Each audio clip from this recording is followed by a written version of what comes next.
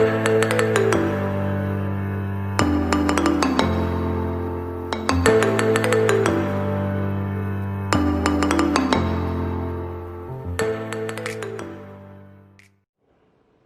everyone, this is Aji. Welcome back to our YouTube channel. Chapter number 5, Surface Chemistry. So basically कैसे हैं आप लोग? दो part पूरे हो चुके हैं सरफेस केमिस्ट्री के. हमने 3 पार्ट्स में डिवाइड किया था. Adsorption, second one is catalysis, third final part पे पहुंच गए हैं जिसका नाम है colloidal solutions. Fine.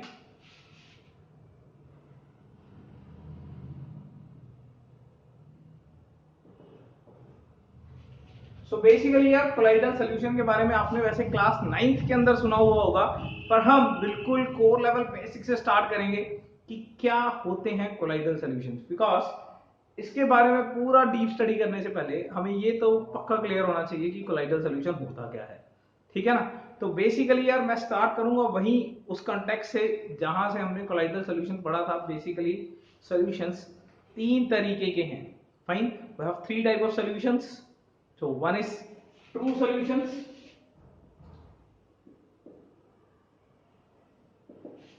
second one is colloidal solutions, and third thing is suspensions.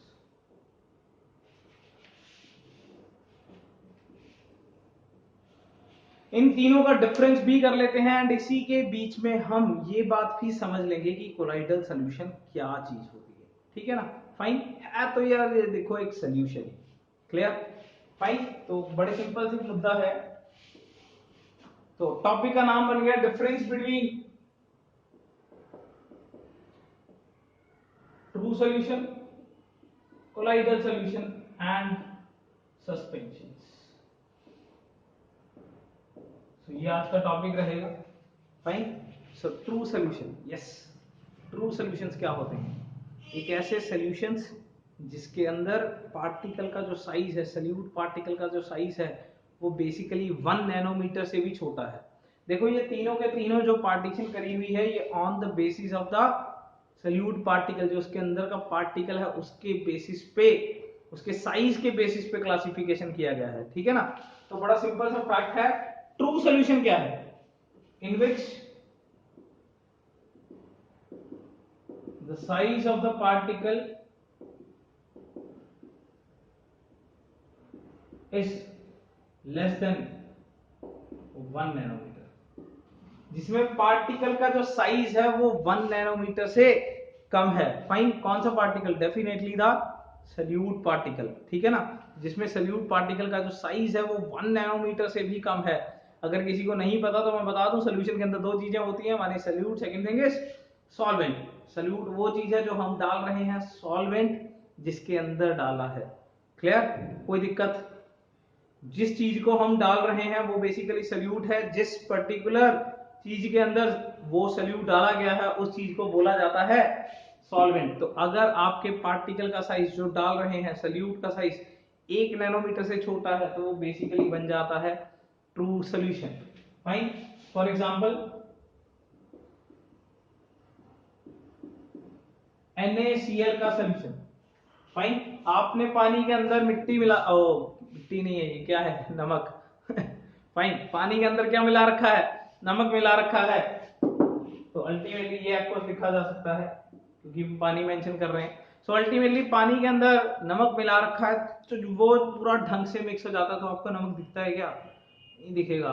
Ultimately this is what we call as true solution, जिसमें इतना ढंग से मिक्स हो जाता है एंड पार्टिकल का साइज इतना ज्यादा छोटा है कि वो दिखेगा ही नहीं. That is true solution. Clear. बात करते हैं सस्पेंशन की. सस्पेंशन में क्या है? जिसमें पार्टिकल साइज काफी ज्यादा बड़ा है. ठीक है ना. जैसे in which the solution in which the particle size is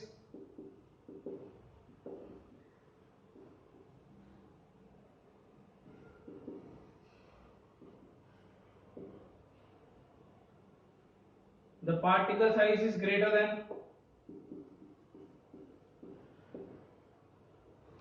1000 nanometre, जिसका साइज 1000 नैनोमीटर से बड़ा है ना. कोई मेरे जैसा भाई तो नहीं है जिसको नैनोमीटर नहीं पता?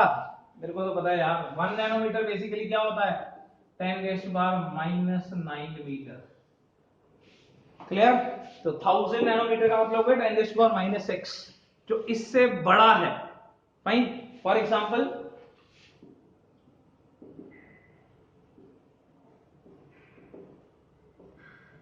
सैंड एंड वाटर, पानी के अंदर मिट्टी, यहां थी मिट्टी, वहां चली गई थी, यहां पानी में मिट्टी जो है, ये जो सोल्यूशन बन गया, ये आपके पास बेसिकली क्या है?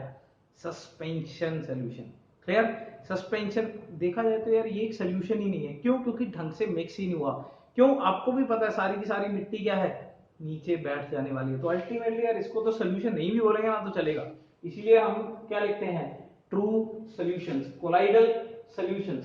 बट सस्पेंशंस अकेले भाई, इनके साथ सोल्यूशंस इसी बात के लिए नहीं लगता है क्योंकि यहाँ सारी चीज नीचे बैठ जाती है, सोल्यूशन तो बना ही नहीं। सोल्यूशन का मतलब क्या है? दो चीजें मिक्स तो होनी चाहिए।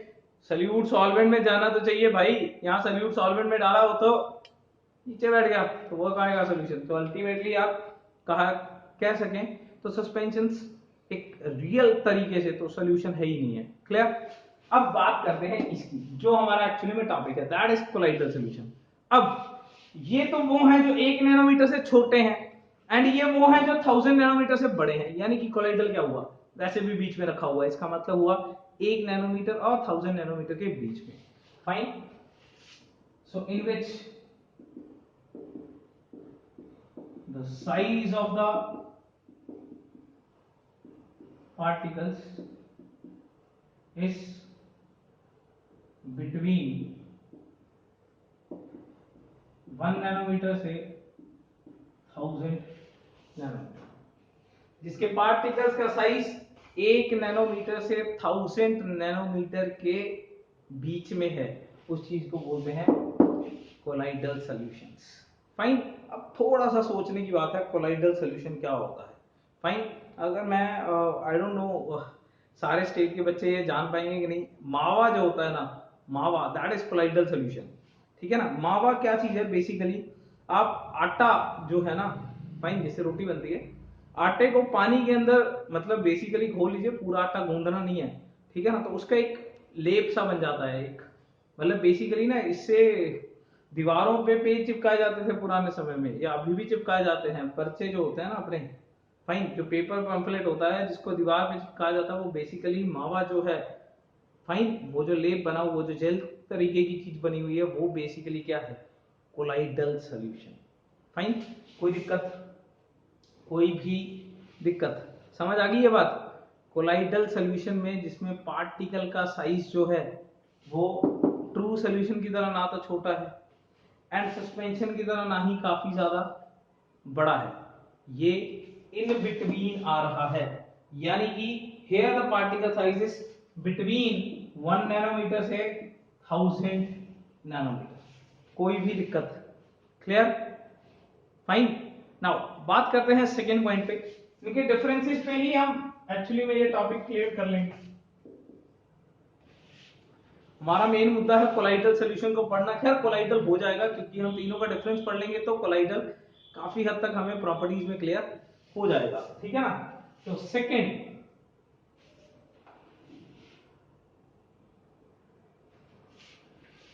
ये एक होमोजीनियस सॉल्यूशन,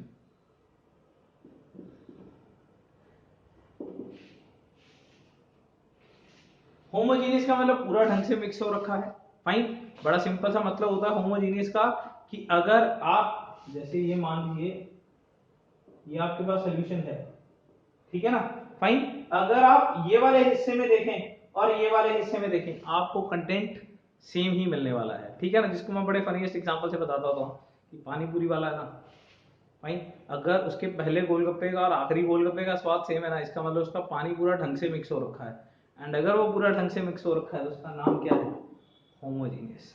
और अगर उसके पहले वाले में पानी ज्यादा, अगर आखिरी वाले में धनिया ज्यादा आ गया, इसका मतलब उसका वो पानी पूरी का जो पानी था वो ढंग से मिक्स नहीं हो रखा था। और अगर ढंग से मिक्स नहीं हुआ तो उसे क्या बोलते हैं? हेट्रोजीनियस। फाइन। क्या बोलते हैं उसे? Heterogeneous solution. फाइन। तो हेट्रोजीनियस का बेसिकली मतलब क्या है कि भाई ढंग से मिक्स, यूनिफॉर्मली मिक्स नहीं हो रखा, जैसे बड़ा सिंपल सा फैक्ट है, जब पानी में मिट्टी मिला रखी है, तुम्हें भी पता है कि यहाँ मिट्टी ज्यादा मिलने वाली है जबकि यहाँ नहीं मिलने वाली है, ठीक है। उतनी ज्यादा तो बिल्कुल भी नहीं मिलने वाली, थोड़ा बहुत मिल गया तो ठीक है, मिलेगा वैसे थोड़ा बहुत तो, पर यहाँ डेफिनेटली अलग मिलने वाली है यहाँ से। तो इस चीज को बोलते हैं हेटेरोजीनियस सॉल्यूशन। कोई दिक्कत? Is that clear? अब बात करते हैं कोलाइडल की। ये भी नेचर में क्या होता है? हेटेरोजीनियस सॉल्यूशन होता है। क्लियर? ये तो ट्राई करके देख लेना यार, ठीक है ना। अगर हेटेरोजीनियस बनाना है तो ट्राई करके देखना। वो आटा या मैदा कोई भी चीज है उसको पानी में बना के वो लेप बनाना, ultimately what you will get is किसी जगह पे थोड़ा आटा ज्यादा होगा, किसी जगह पे कम होगा, कंसंट्रेशन अलग अलग हो सकती है। अगर दो अलग अलग जगह पे ऑब्जर्व करेंगे, जैसे यही फिगर अगर मैं यहाँ बनाऊं तो दो अलग अलग जगह पे अगर हम ऑब्जर्व करेंगे तो वो अलग अलग मिलेगा। That's why colloidal solutions are heterogeneous in nature. Clear? कोई भी दिक्कत? तो दोनों के दोनों पॉइंट क्लियर है। देखो बेसिक डिफरेंस है इनके साइज का, पार्टिकल के साइज का। And then second one is this is homogeneous because ढंग से मिक्स हो रखा है, मतलब ढंग से का मेरे कहने का मतलब है यूनिफॉर्मली मिक्स हो रखा है। And these two are heterogeneous. Now move to the point number 3।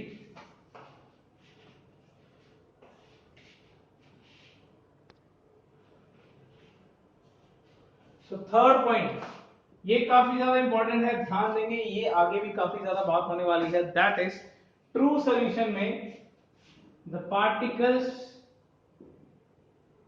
in true solution are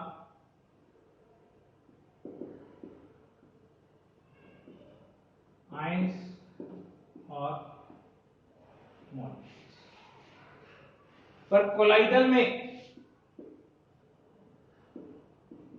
the particles here are macromolecules or aggregate of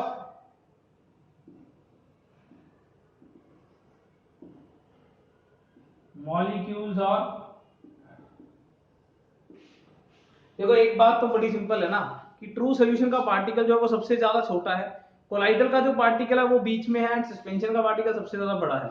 तो बड़ी सिंपल सी बात है कि जो आयन या मॉलिक्यूल डायरेक्टली सॉल्यूशन में, देखो NaCl की बात करें तो वहां Na+ और Cl- के आयन्स हैं, वो बेसिकली अगर सॉल्यूशन के अंदर है तो वो बेसिकली है ट्रू सॉल्यूशन। क्लियर?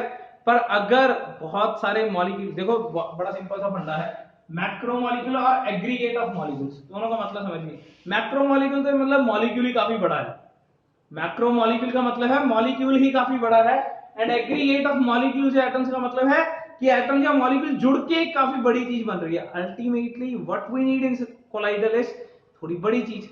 हमें ट्रू सॉल्यूशन से बड़ी चीज चाहिए, कैसे मिलेगी? अब या तो चीज ही बड़ी ले लो, पार्टिकल ही बड़ा ले लो, या फिर छोटे छोटे पार्टिकल मिलके एक बड़ी चीज बना ले, what we get is colloidal solution. तो मैक्रो मतलब बिग, बड़ा मॉलिक्यूल हो सकता है, या फिर एग्रीगेट ऑफ स्मॉल मॉलिक्यूल्स, यानी कि छोटे मॉलिक्यूल्स या एटम्स मिलके एक एग्रीगेट करके एज अ कोलाइडल की तरह एक्ट कर सकते हैं, ठीक है ना। एंड अगर सस्पेंशन की बात करें, सस्पेंशन में तो पक्का एग्रीगेशन होगा बिकॉज वहां पार्टिकल काफी ज्यादा बड़ा है, ठीक है ना। Fine, so here particles are aggregate of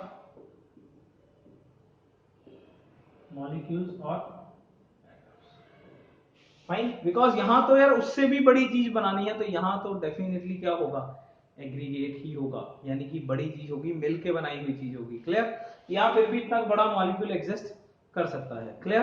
let's have the point number 4। ये वैसे काफी ज्यादा इंपॉर्टेंट पॉइंट है बिकॉज मैक्रो मॉलिक्यूल्स, ये आगे हम कोलाइडल सॉल्यूशन का क्लासिफिकेशन करने वाले हैं, 3 तरीके से क्लासिफाई किया जाता है। सो बेसिकली वो तरीके बहुत हैं, एक पर्टिकुलर क्लासिफिकेशन में ये 3 अलग अलग पॉइंट्स आएंगे। उसमें एक आता है macro molecular, multi molecular and associated molecules. So ultimately ये आने वाला है अभी आगे। फाइन, तो ये बहुत ज्यादा इंपॉर्टेंट पॉइंट है, ध्यान रखेंगे। ट्रू में आयंस होते हैं, कोलाइडल के अंदर मैक्रो मॉलिक्यूल्स होते हैं, या एग्रीगेट हो सकता है, सस्पेंशन के अंदर एग्रीगेट्स होने तय हैं बिकॉज वहां काफी बड़ा पार्टिकल चाहिए। क्लियर? तो पॉइंट नंबर चलते हैं 4 पे। एंड यहां पॉइंट नंबर 4 है particles does not settle down. यहां पार्टिकल्स सेटल डाउन नहीं होते हैं बिकॉज वो ढंग से मिक्स हो चुके होते हैं। जब वो ढंग से मिक्स हो चुके हैं तो वो नीचे नहीं बैठेंगे। क्लियर? कोई दिक्कत? तो यहां भी particles does not settle down ही आएगा। जबकि सस्पेंशन की अगर हम बात करें तो सस्पेंशन में पार्टिकल, आप देखिए मिट्टी मिली थी क्या? नहीं मिली थी। इसका मतलब वहां मिट्टी क्या हो जाएगी? नीचे बैठ जाएगी। Particles not settle down. Particles यहां क्या हो जाएंगे? And the reason for that is क्योंकि वो ढंग से मिक्स ही नहीं हुए हैं। ढंग से मिक्स नहीं होंगे तो पार्टिकल्स नीचे बैठने तय हैं। कोई दिक्कत? पॉइंट नंबर चलते हैं 5 पे। पॉइंट बहुत ही ज्यादा आसान पॉइंट था। Fourth point is a very very simple point. Now the point number 5 is the particles readily pass through SPM. Fine. The particles readily pass through SPM. Sooryavansham नहीं है, सेमी परमिएबल मेम्ब्रेन। क्या है? SPM is what? Semi permeable membrane. Fine. क्या है semi permeable membrane? बड़ी simple सी बात है, एक तरीके का फिल्टर है यार। ठीक है ना? सेमी परमिएबल मेम्ब्रेन एक तरीके का फिल्टर है। फाइन। जैसे बड़ी सिंपल सी बात है यार कि हम चाय के टाइम पे बेसिकली वो सारी चाय पत्ती अलग रह जाती है, दूध अलग रह जाता है। ठीक है ना? या वो दूध में से मलाई निकालने के टाइम पे हम ये करते हैं। तो अल्टीमेटली यार एक तरीके का फिल्टर है सेमी परमिएबल मेम्ब्रेन। हमने आपको याद होगा यार, ऑस्मोसिस में बात करी थी सोल्यूशन चैप्टर में। सोल्यूशन चैप्टर में ऑस्मोसिस में बात करी थी सेमी परमिएबल मेम्ब्रेन। तो ट्रू सोल्यूशन का पार्टिकल इतना छोटा है कि वो सेमी परमिएबल मेम्ब्रेन से आसानी से निकल जाएगा। बिकॉज बड़ा सिंपल सा फंडा है। देखो, सेमी परमिएबल मेम्ब्रेन के अंदर होल्स हैं, अब उसमें से निकलना है किसको? ट्रू सोल्यूशन को। अब अगर तो ट्रू सोल्यूशन का पार्टिकल तो छोटा ही होता है, वो तो आसानी से निकल जाएगा। अब बात करते हैं कोलाइडल या सस्पेंशन। ठीक है ना? तो कोलाइडल में पास तो करेगा, pass through SPM but slowly. And अगर मैं यहां बात करूं तो यहां तो डज नॉट पास थ्रू। पास तो करेगा, डेफिनेटली करेगा, पर इतना तेज नहीं करेगा। क्यों? देखो पार्टिकल साइज बड़ा है। ठीक है ना? तो होल इतना तो है कि ठीक है निकल सकता है कोलाइडल सॉल्यूशन, पर इतनी आसानी से नहीं निकल सकता ना यार। बड़ी सिंपल सी बात है, मेरे एक फनीएस्ट एग्जांपल याद आ रही है। Suppose this is a gate. Fine. तो यहां से बहुत पतले बंदे को निकलना और गेट काफी बड़ा है, तो डेफिनेटली आसानी से निकल जाएगा। ठीक है ना? अब जितना गेट है उतना पार्टिकल है, निकल तो जाएगा। बंदा है, पार्टिकल एक बंदा निकालना, जितना गेट है उतना बंदा है, निकल तो जाएगा, पर निकलेगा थोड़ा धीरे, एडजस्ट करके। Isn't it? कोई दिक्कत?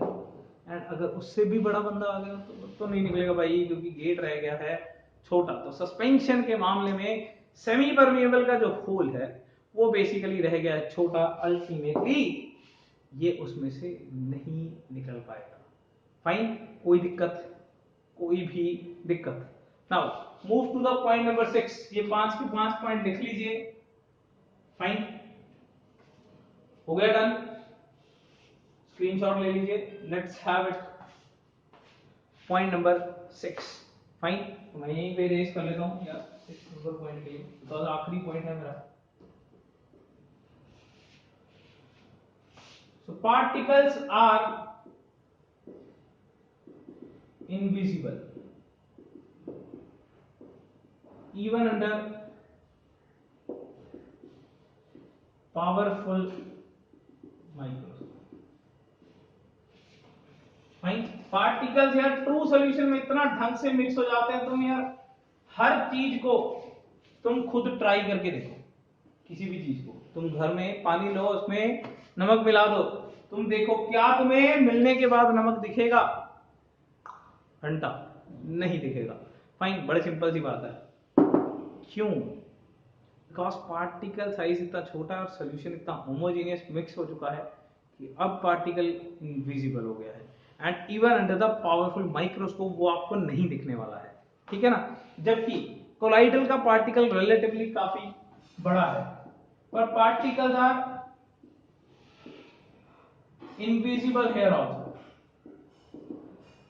But can be seen through powerful microscope, ठीक है ना। मतलब इनविजिबल का मतलब है बाय नेक्ड आई। भाई सीधा देखोगे तो कुछ नहीं दिखेगा तुम्हें, ठीक है ना, तो दिखेगा घंटा। फाइन, अल्टीमेटली क्या है, पावरफुल माइक्रोस्कोप से देखोगे तो दिख जाएगा, ठीक है ना। फाइन, अब बात करते हैं सस्पेंशन की। मिट्टी दिखती है भाई, दिखती है, यानी कि सस्पेंशन में तो बड़ा सिंपल सा केस है, क्या? Particles are visible.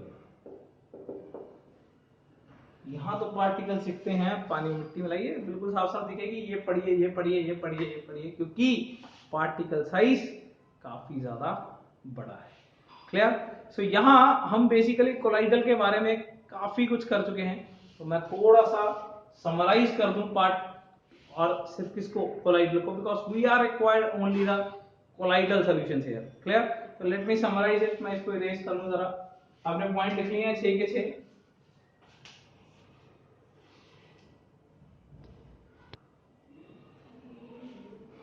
Now colloidal solution को अब हम करते हैं समराइज। मैं पहले बता देता तो थोड़ा सा यार अलग सा लगता, अब हम काफी हद तक डिफरेंसेस कर चुके हैं, तो समराइज करना बहुत आसान है। बेसिकली यार कोलाइडल सॉल्यूशन क्या है? जिसका पार्टिकल साइज 1 से 1000 नैनोमीटर के बीच में है। Clear? As it is a solution, तो अल्टीमेटली इसके अंदर दो चीजें होंगी, ठीक है ना। फाइन, पर याद रखिए जब हम बात करते हैं कोलाइडल सॉल्यूशंस की, ठीक है ना, तब हम इसे सॉल्यूट एंड सॉल्वेंट ना बोल के बोलते हैं dispersed phase and dispersion medium. Fine, आप रिलेट कर सकते हो, इसको रिलेट कर सकते हो, ये एक तरीके का क्या है? सॉल्यूट है, एंड ये एक तरीके का क्या है? सॉल्वेंट। फाइन, जिस चीज को आप डाल रहे हो वो डिस्पर्स्ड फेज है, जिस चीज के अंदर डाल रहे हो वो डिस्पर्शन मीडियम है, ठीक है ना।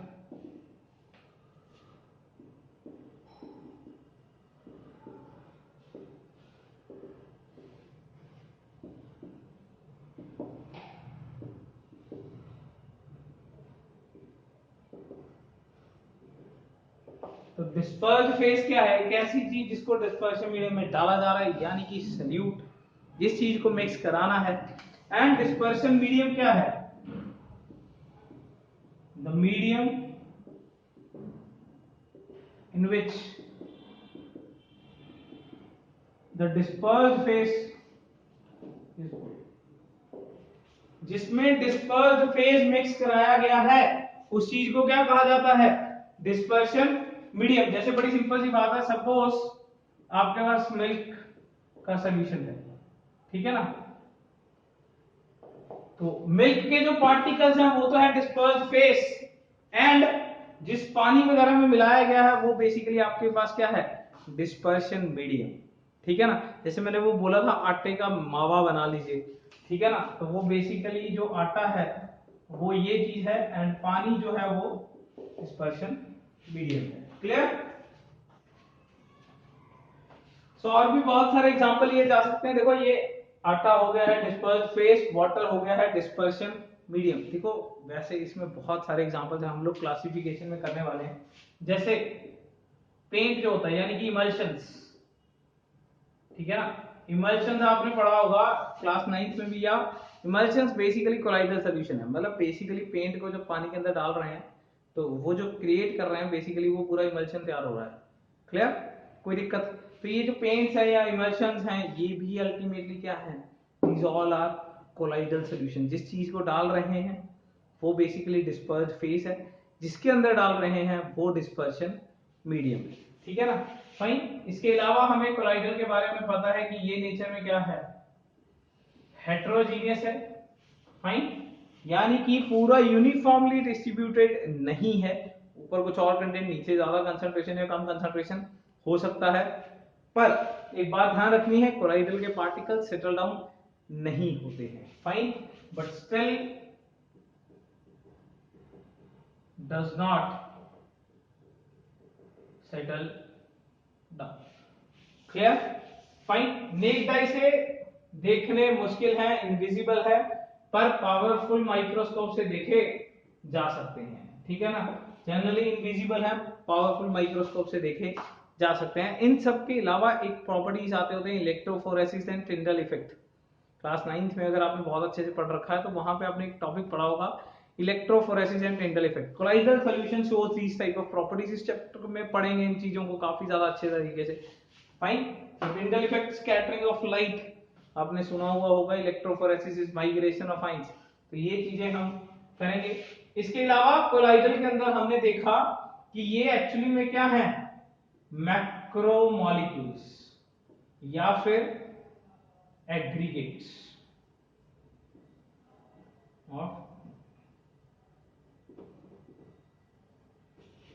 क्लियर? कोई भी दिक्कत।